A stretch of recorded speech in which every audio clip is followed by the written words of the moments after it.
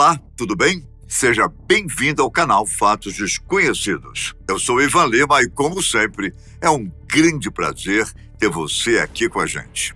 Hoje, irei criar uma situação hipotética em que a Rússia, já não aguentando mais tanta pressão e a guerra em si, decide usar seu armamento nuclear para render de vez a Ucrânia e dar fim aos conflitos. O que acontecerá à Europa? Ela será totalmente destruída? E o resto do mundo, como fica?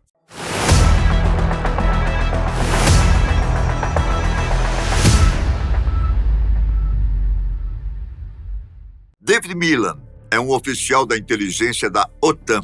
Num dia frio de novembro, ele entra afobado numa sala onde estão reunidos alguns líderes militares. Imediatamente, ele entrega uma pasta ao coronel Wallace, que a abre e começa a folhear as páginas com fotos de satélite. Enquanto ele olha as fotos, o coronel se mostra estarrecido. E, enfim, ele diz: os russos estão se movimentando e parece estar levando armas nucleares táticas para algum lugar. Os outros se entreolham. E o que faremos agora? Putin, do outro lado, se cansou de ser visto como cachorro que ladra e não morde. Ora, ele sabe muito bem que seu país está à beira de um colapso financeiro e que, se ele não vencer essa guerra o mais rápido possível, maiores serão os problemas a curto prazo. Na OTAN, os militares descobrem o destino das armas nucleares, a base naval russa no Mar Negro. No entanto, ninguém sabe se isso é apenas mais um gesto ameaçador ou se realmente Putin irá cumprir com suas ameaças. Seguindo ordens superiores, David continua a acompanhar a movimentação russa, severamente vigiada por satélites norte-americanos. Ele também acompanha as constantes notícias que vêm da Ucrânia. David volta a acessar o feed do satélite que localizou as armas nucleares táticas. Ele dá um zoom na estrada que vai da base nuclear russa até a costa do Mar Negro. Os caminhões que transportam as armas nucleares táticas fizeram um progresso significativo. As horas vão se passando. Periodicamente, David envia as informações coletadas aos seus superiores. A promessa de Putin está para ser cumprida. Algo que ninguém acreditava está para acontecer, a não ser que a Rússia aceite chegar a um acordo. Mas quanto tempo? Eles teriam até falarem com o presidente russo. Não muito, pelo jeito. Pelo baixo movimento na base naval russa, há uma desconfiança por parte da OTAN de que alguns mísseis podem ter sido carregados em submarinos, pois um ataque mar-terra pode ser a forma menos difícil de os russos atacarem. Enquanto pensa sobre isso e toma um café, David não acredita no que seus olhos mostram. Nesse instante, ele acompanha os noticiários direto de Kiev, na Ucrânia. Um míssil pode ser visto rasgando o céu. Ele cai próximo a um grupo de forças ucranianas. Por um momento, nada acontece. Então, há um flash brilhante e o noticiário é interrompido.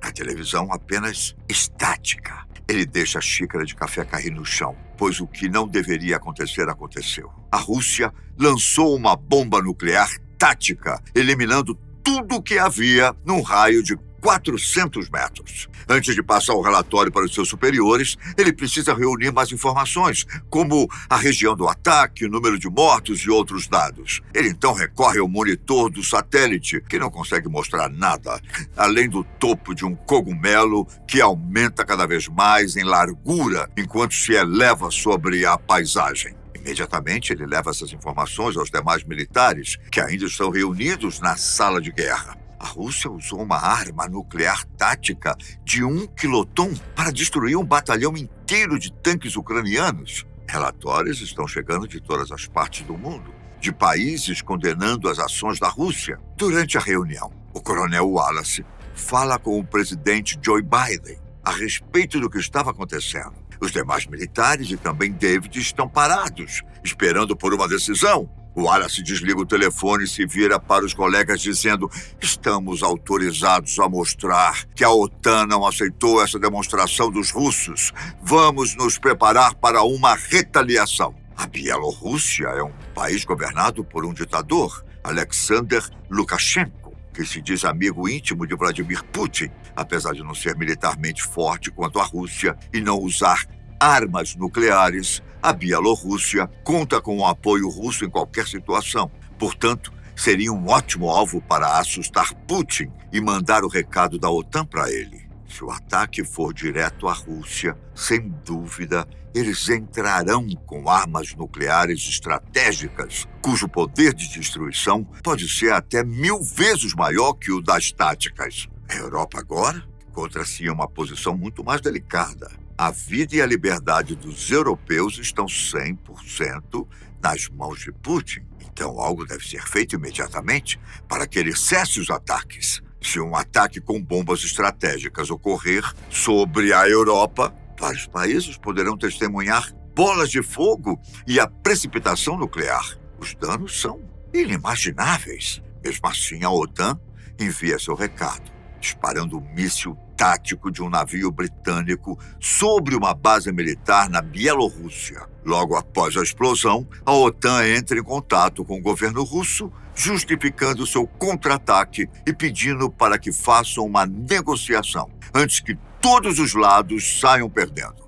Mesmo assim, a OTAN é criticada pelo seu ato, até mesmo por países aliados. Os russos aceitam se encontrar com os norte-americanos e também representantes da Inglaterra e da França, 2 outros países membros da OTAN que também possuem armas nucleares. No entanto, no lugar e hora marcados, os russos não aparecem.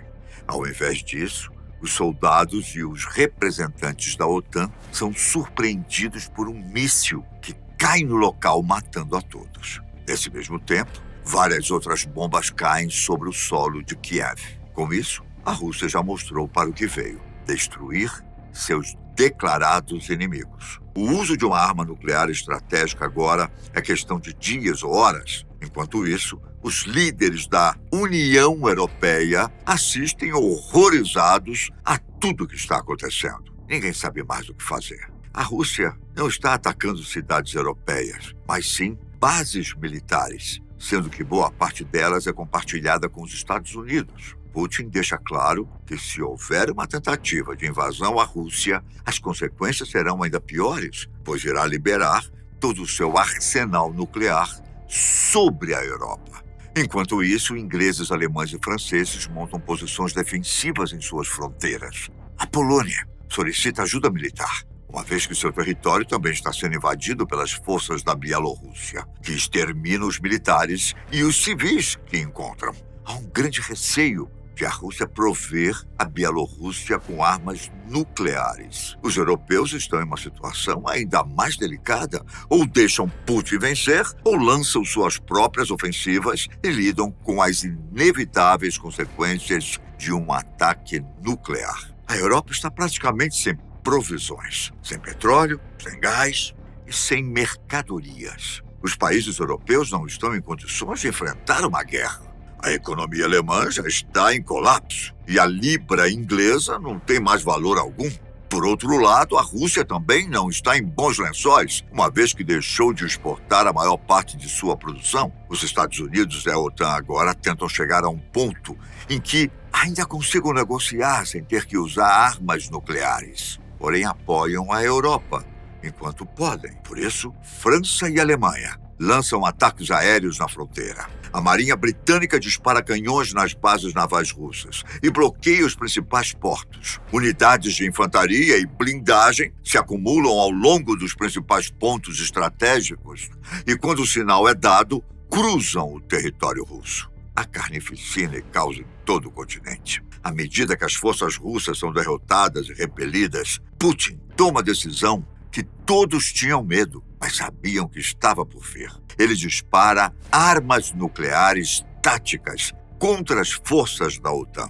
Bombas nucleares detonam em terra e no mar. A Marinha Britânica no Báltico é dizimada. Em um dia, milhões de vidas são perdidas. Contudo, eventualmente, Putin sabe que ficará sem armas nucleares táticas ou soldados. Então ele faz o impensável. Nas principais cidades europeias, luzes de advertência piscam o tempo todo e sirenes são ouvidas. O resto do mundo assiste assustado, enquanto a Europa é consumida por bolas de fogo e coberta pela radiação. Inglaterra e França revidam o ataque, lançando bombas nucleares sobre Moscou. Até o momento, os Estados Unidos não abraçaram a guerra diretamente, a não ser pelas forças da OTAN. Afinal, estão cientes de que, se entrarem, a guerra tomará uma proporção muito maior e mais drástica. Por fim, após um mês de conflitos pesados, as forças russas são freadas, já que o próprio país não tem mais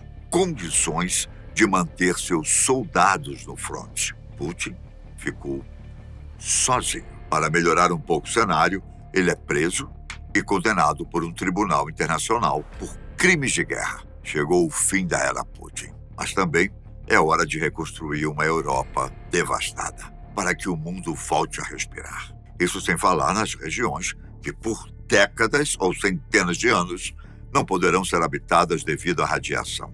Que loucura, não? Já imaginou uma situação dessa? Pois é.